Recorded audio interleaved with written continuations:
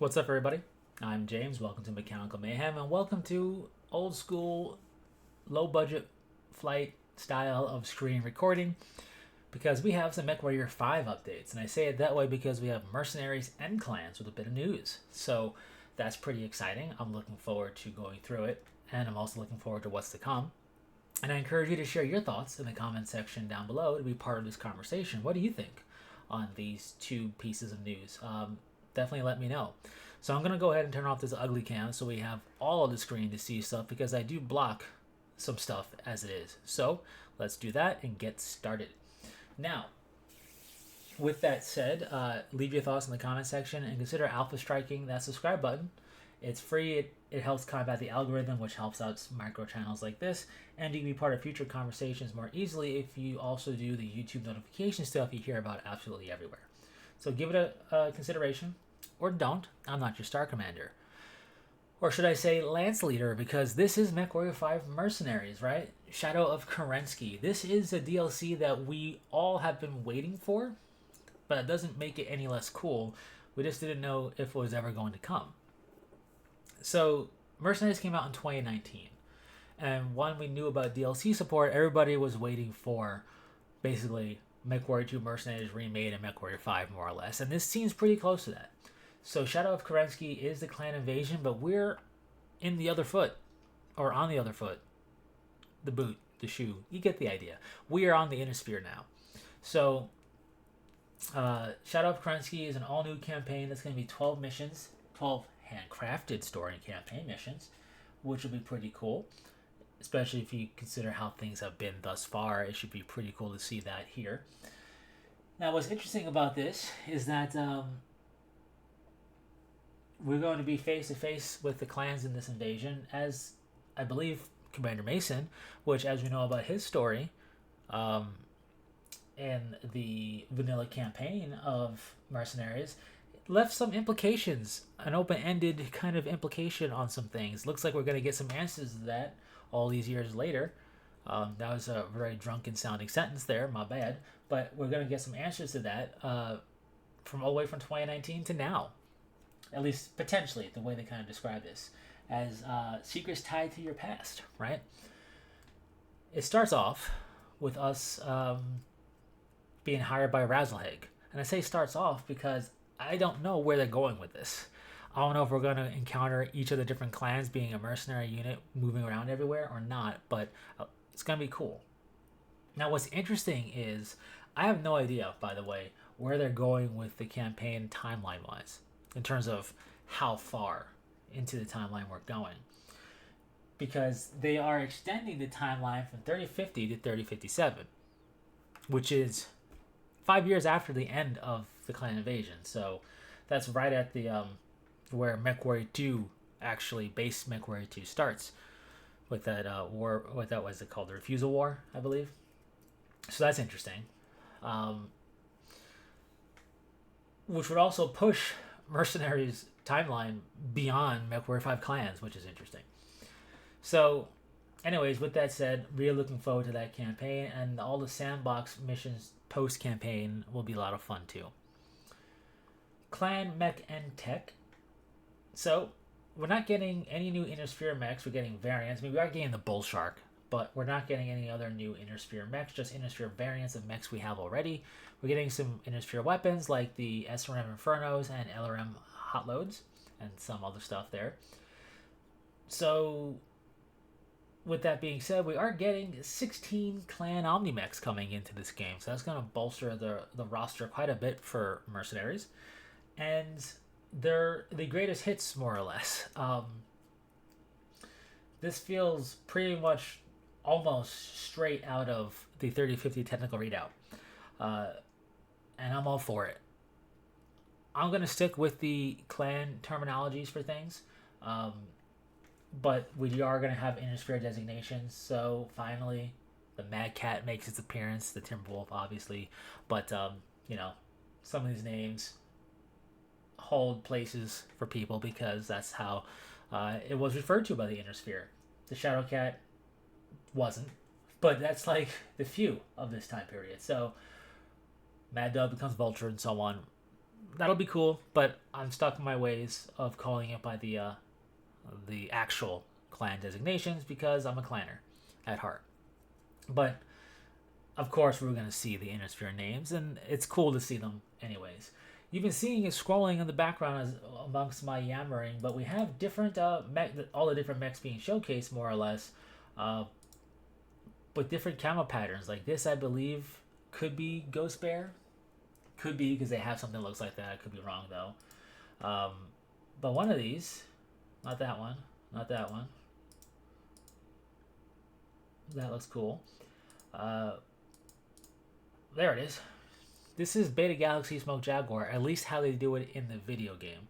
It's not actually what it looks like lore-wise, but that is Smoke Jaguar. We're going to be stationed in Razzlehague in the beginning, so I wonder if this is just patterns in the game, or if we're going to encounter a couple missions with each of the clans or something. That would be kind of neat to see. I feel like also one of them was just about, like, this feels, but I don't know what clan that could be. It could be another Smoke Jaguar look. It could be Nova Cat. I don't know what they're going for and what all clans we're actually going to encounter, but I'm just spitballing. Still, though, 16 mechs added to the roster will be a lot of fun. They are Omni mechs, but this is MechWarrior 5 Mercenaries, so how is that being handled? Well, we'll get back to this stuff. It's being handled with Omni slots. So Omni slots are basically what we saw in MechWarrior 4, all of it. The Dire Wolf of MechWarrior 4 had energy and missile slots specific to it, so you couldn't put anything else but those things there. But it also had multiple Omni slots that you could put whatever you want in, and that's how the whole Omni Mech thing was represented in MechWarrior 4 within the Inner Sphere. So here, they are doing Omni slots. It's not going to be full-on Omnipod set type stuff. It doesn't seem like anyway. Like it is in MechWarrior 5 clans, which makes sense because the mech labs are different. We can also do mixed tech, where we can put clan tech in Inner Sphere mechs, which is pretty cool. So I do prefer the MechWarrior 5 clans mech lab. I just think it's tighter, it's neater, it's easier to navigate. But I'm going to do my best to get more well acquainted with Mercenaries Mech Lab. I do have a new save file that I started playing on stream. I did one so far. I intend to continue that on. Brought 40k into Mercenaries a bit by naming the mercenary company Blood Ravens, because we're going to salvage the everything. But I want to get that now new goal ready for the DLC here, ready for Shadow of Kerensky. So with all that haphazardness going on, looking at this website, we are going to have clan territory to do stuff around, which is pretty cool. You can see the map there, how it's carved out. And we're getting hero pilots and traits. I don't exactly know what that's going to mean, but we're going to get acquired from mission rewards or sometimes purchasable as an elite pilot. I just wonder what that's going to give them. I don't know, but it sounds interesting. New biomes, nothing crazy, just new places to make combat happen, which is cool. Subarctic and Yellow Moon, just neat places that they can use in their sandbox stuff the way MechWarrior 5 Mercenaries does it, so that'll be fun. And that's everything, basically. I am curious how they're going to handle the campaign. I'm curious what the timeline being extended to 3057 means for Mercenaries, and should be a lot of fun, though. I'm a clanner at heart, so I'd rather be on the clan side, but it's always cool to be on the Inner Sphere side and do the clan invasion. That's what made MechWarrior 2 Mercenaries so much fun, was suddenly out of nowhere clan mechs, and we're going to get that here, and that's going to be cool. We're going to be in Razzlehague, hopefully get to encounter some Clan Wolf, just because we haven't seen Clan Wolf in MechWarrior 5 clans yet in earnest outside of some cutscenes, so that'll be cool. Anyways, that's Shadow of Kerensky. I'm looking forward to it. I've already wishlisted it on Steam, so let me know your thoughts. Are you looking forward to this? I know I am. I think this is going to be the last DLC. When Solaris DLC came out, we knew that they were basically slated for one more. We just didn't know when it was going to happen. And then with Clans, we didn't know if it really was going to happen, but here it is, and I'm happy with that. So, with Shadow of Kerensky, let's go back to the side of the clans with MechWarrior 5 Clans modding editor and game update bit of news. Bit faster to go through here. Basically, the clans modding editor is going to be launching really soon as potentially tomorrow as of this video, because this video is going out on Wednesday when the news went out. And they're saying ETA is currently Thursday. And if they quite literally mean tomorrow, that's really cool, because that means hopefully one step closer to a sweet enhanced zoom mod. That's all I want out of this thing. I want to be able to zoom in good and proper so I can utilize my range advantage. Anyways, though, some interesting bits is that it's on the Epic Game Store only to get the modding client. I'm not quite sure why, but that's where it is. They do have support in terms of tutorials and the like for using it, which is really cool.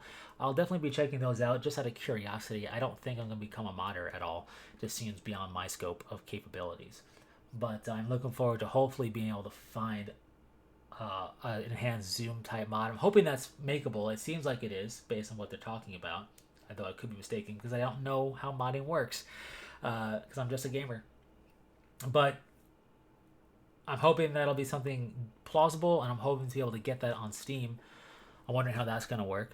But yeah, that should be fun. Mods are PC only, so there is that to keep in mind. Which makes sense. I feel like it would be a nightmare to get that to work on other things than PC. On top of that, we have a game update. So elementals are getting improved ordering. We can, ordering them around be a bit better, and you can order them on the battle grid. But we're also getting New Game Plus mode out of nowhere. I wasn't expecting this. I get it, right? We don't have the sandbox capability of play like you do in Mercenaries. So it's either just SimPod or new save files. So a New Game Plus mode will be cool. And I'm all for it. The only thing I don't like that I see, personally, is tonnage limits being removed. I hope it at least tells us what the tonnage was supposed to be, because I want to try and stick to that personally, because we're going to have all of our stuff, it seems, which should include camo patterns, which is really cool too. So we can be as cool looking or as hero mech looking as we want right off the get-go. But presuming the missions are going to have more or less the same type of stuff thrown against us, to roll in there with dire wolves or executioners or just a bunch of timber wolves or whatever to patrol Santander, it's gonna feel a little bit nuts. Now, don't get me wrong, it'll be a fun type of nuts, but I also would like the ability, like ideally I would love for the ability to toggle on tonnage limit in New Game Plus. That would be sweet. Sounds weird, I know, but I think it'd be pretty fun. Now, I don't know what's going to happen in terms of like merit points and whatnot, because we're going to be at max honor level if we're going to have all of our mechs. So I'm not exactly sure how that's going to work, but presuming this all comes out tomorrow, we don't have to wait long to find out. And there's some bug fixes and improvements made, which of course you're going to expect to happen. Nothing listing honor level change for the Ebon Jaguar and the Night Gyre, though. So I'll keep bringing that up until hopefully that gets adjusted. I understand 100% plus why it is the way it is lore-wise, but on a gaming level-wise, I think they need to change it.